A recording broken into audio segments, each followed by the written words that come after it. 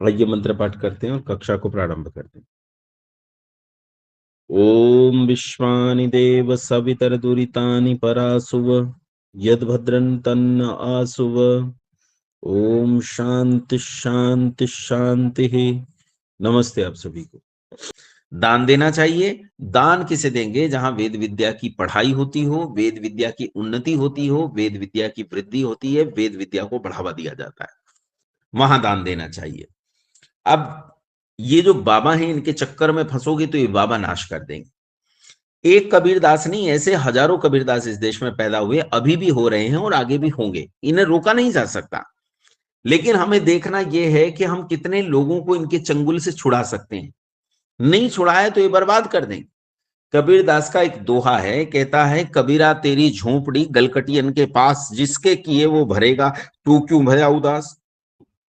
कहते हैं, कबीर तेरी झोंपड़ी अगर गला काटने वाले कसाईयों के पास है तो तू उन्हें रोक मत, जो वो कर रहे हैं उन्हें करने दे, उदास मत हो, जो हो रहा है उसे होने दे, क्योंकि जिसके किए वो भरेगा, जिसने करे हैं वो भरेगा, तुझे चिंता करने की कोई जरूरत नहीं, तू कत्ल होने दे और चैन से चादर तान कर सो। क्या मूर्खता की बात है। अगर यही पंडित राम प्रसाद बिस्मिल ने सोचा होता, अगर यही चंद्रशेखर आजाद, भगत सिंह, लाला लाजपत राय और सुभाष चंद्र बोस ने सोचा होता तो क्या देश कभी आजाद होता? यदि वे भी यही सोचते कि कबीरा तेरी झोंपड़ी गलकटियन के पास, जिसके किए वो भरेगा, तू क्यों भया उदास। नहीं, वो उदास हुए, उन्होंने चिंता की, उन्होंने पब्लिक कंसर्न की, उन्होंने सोचा कि ये संसार दुखी क्यों है और मैं इस दुख का हिस्सा हूं, मैं इस दुख को, इस पीड़ा को महसूस करता हूं। उस पीड़ा को उन्होंने अपने हृदय तक आने दिया, उस संवेदना को अपने हृदय तक आने दिया, और उस संवेदना को उन्होंने उस स्वरूप में ले जाकर खड़ा किया कि वो इस राष्ट्र की रक्षा के लिए उद्यत हो सके। बंधुओं, अपने जीवन का उत्सर्ग कर दिया, लेकिन देश को गुलाम और लोगों को दुखी होने से बचाया। इसलिए इन बाबाओं के चक्कर में कभी मत फंसना।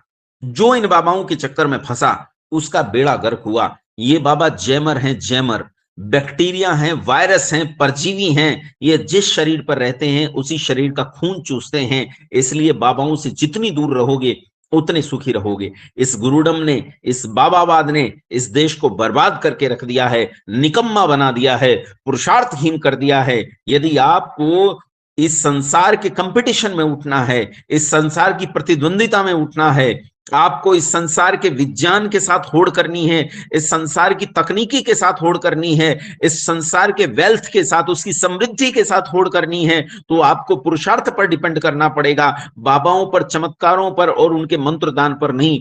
यदि इसमें गए तो हम बर्बाद होंगे, हमारा देश बर्बाद होगा, हमारी पीढ़ियां बर्बाद होंगी और हम